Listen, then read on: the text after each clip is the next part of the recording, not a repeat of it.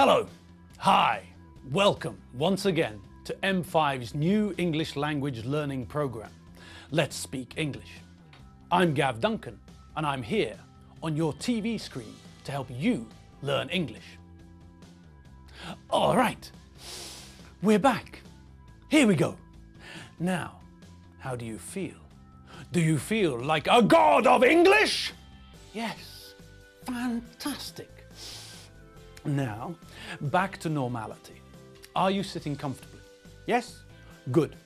And are you ready for today's lesson? Yes? Good. Okay, well, let's learn English together. Gods of English, onwards! Okay, now, you all know what we learned last lesson. That's correct. Last lesson, we learned some new prepositions of place. Do you remember the prepositions? There were 7 prepositions, weren't there? And what were they? They were beside, between, in front of, behind, opposite, above, and below. Okay now, do you remember what they mean? Well, let's have a quick recap. Well, the first one was very easy.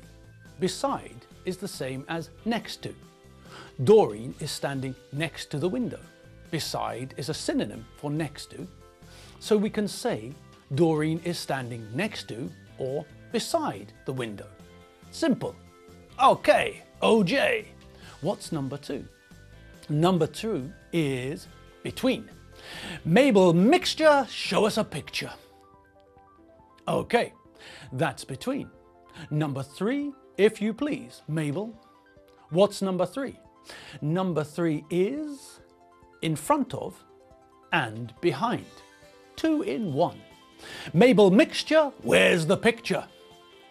Okay, so on the left we can see that the green ball is in front of the box and the box is behind the green ball.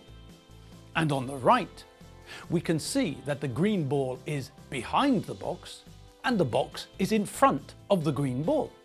Simple. Okay. What's the next preposition? It's the fantastic preposition opposite. Mabel Mixture, where's the picture? All right, now we're on fire. So, my fellow gods of English, that's opposite. Like next to, but not so near. Right, Roger, Wilco, over and out. What's next? What's that? We've only got 2 left. Fab, terrific, Triffid, TARDIS, taxi, tram, steamroller. Okay, bring 'em on. Above and below. Mabel Mixture, let's see the drawing. Okay, so in the picture on the left, the star is above the line. In the picture on the right, the star is below the line. And what was the connection between below and under? Do you remember? Bingo, Lotto, Cluedo. Sorry, that's right. The difference isn't big. The difference is small. If something is covered, we normally use under. So, the cat is under the bed. The bed is covering the cat. My t-shirt is under my jacket. Again, the jacket is covering my t-shirt. If we're talking about temperature, we use above and below. The weatherman says it's above 45 degrees Celsius today. In the winter, the temperature drops to 15 Celsius below 0 in the countryside. Alrighty, that's that. Now, my fellow gods of English, let's add a couple more prepositions before we start practicing. Are you ready? Yes? Good. Do you remember the preposition on? You do? Fab! Do you remember some of the places where we use on? You do? Brilliant! Hair gel, hairspray, shampoo. So, you remember that we say on the bus and on the train, on the ground floor, on the 76th floor, and on the way. Good. Now, in the examples above, I also used on. I said on the left and on the right. If we think about a piece of paper, we use different prepositions to talk about different places on the paper. We use on the paper. We use at the top and at the bottom of the paper. We say on the left and on the right, and we say in the middle. We also use at for at the front and at the back. Dave Squid is at the front of the bus. Alfredo is at the back of the bus. Now, let's practice those prepositions. Look at the bench fields. Someone's taking a photo of the family. Now, look where everyone is and complete the sentences using the prepositions we know. The Benchfield family is in a photographer's studio. Jeffrey and Holly are standing at the back.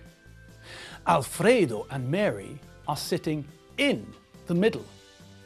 Alfredo and Mary's children are sitting on the floor. Jeffrey and Holly's grandchildren are sitting on the floor. The grandchildren are sitting on the floor. Jeffrey and Holly's son is sitting in front of his parents. Jeffrey and Holly's daughter-in-law is sitting in front of her father-in-law and her mother-in-law. Jeffrey is next to Holly. Alfredo is beside Mary. There is a clock on the wall behind Holly. Tim is sitting next to John. John is sitting between Tim and Elizabeth. Elizabeth is sitting between John and Doreen. Doreen is sitting next to Elizabeth. Doreen has got yellow teeth! Magic. Excellent. Hole in one. Well done, everyone. Okay, let's try some more, shall we? Here we go. Right, let's look at the pictures below and select the correct preposition to use. Here's the first picture. It's from the famous TV series Star Trek, I think. So, R2-D2 is on the left of the photo, at the front. R2-D2 is next to Chewbacca. Chewbacca is on the right of the photo. Chewbacca is also at the front of the picture. Chewbacca is beside R2-D2. There are some strange people standing behind R2-D2 and Chewbacca. A woman with long, curly, dark hair is standing on the left behind R2-D2. Her name is Princess Leia, I think. She's standing next to a bald man. The bald man is wearing brown clothes. He's wearing a white-ish t-shirt under his brown coat. The bald man's name is Captain Picard, I think. Standing in front of Captain Picard is Darth Vader, I think. Chewbacca is sitting in front. There's a man standing on the right. He's got a beard. I think his name's Spock. There's another man standing behind Darth Vader. He's probably that other Darth. What's his name? Darth Maul. Darth Paul? Okay, Darth Paul. Strange name. Darth Maul. What? Darth Ball? Darth Wall? Okay, it's not important. Darth Mail or Darth Email or something. Now, did you hear what I said when I described Captain Picard's clothes? I said that he's wearing a white-ish t-shirt, didn't I? Now we add ish to a word when it's not exact. The t-shirt isn't white, but it's almost white, so we can say it's white-ish. We can use ish with other words as well. We can use it with colours. My eyes are bluish. Her hair is brownish. We also use it with time. I work from 9 to 5-ish. Ish is another way of saying approximately. We use ish with adjectives as well. Is he tall?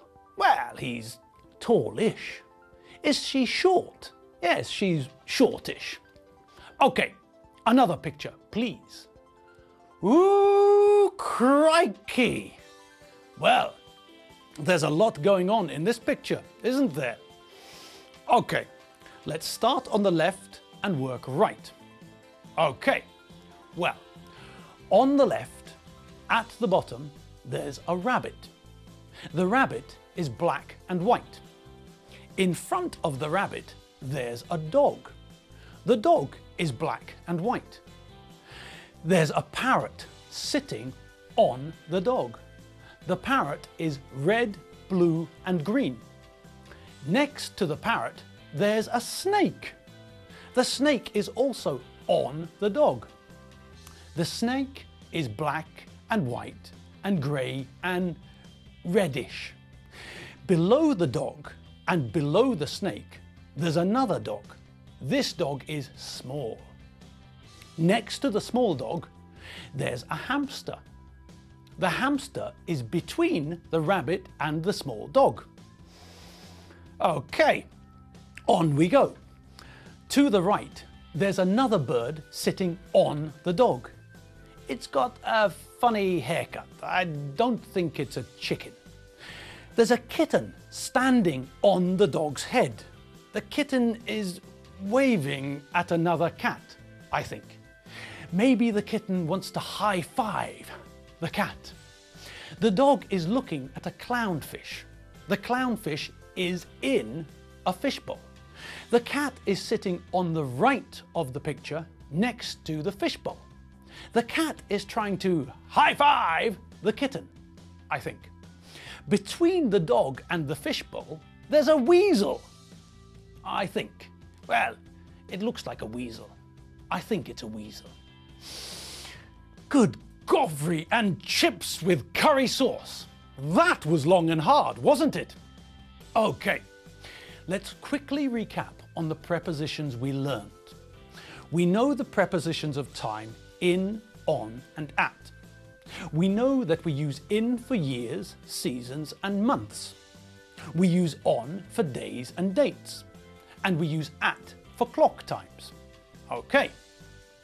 We also know the prepositions we learned in Doreen's bedroom. In, on, under, and next to. Then we learned some more prepositions of place. The first one was a synonym for next to. Beside is a synonym for next to. Doreen is next to the window is the same as Doreen is beside the window. After that, we learned between. My chest is between my shoulders. Then we learned in front of and behind. In front of is the opposite of behind. My hand is in front of my face, and my face is behind my hand. My right hand is in front of my left hand. My left hand is behind my right hand. We learned that opposite is like next to, but not so near. Next to is like this, and opposite is like this. We learned about above and below, and that below is like under. Normally, if something is covered, we use under. With temperature, we use above and below. The weatherman says it's above 45 degrees Celsius today. In the winter, the temperature drops to 15 degrees Celsius below zero in the countryside. We also learned about something being on the paper, or writing our name at the top of the paper, or on the left, in the middle, or on the right. We learned that we sign our names at the bottom of the paper. We also learned that if we add ish to the end of an adjective, like a colour, it means that it's approximately that colour. If something is almost white, we can say that it's whitish. If someone's not too old, we can say that they're youngish. Great wheels of cheese! Okay, that's all we have time for today. I'll see you next lesson for some more English learning fun. You have been watching M5's English language learning program, Let's Speak English. I'm Gav Duncan. I'm not Clark Kent, and I'm not Darth Paul. I'll see you next lesson. See you later. Bye.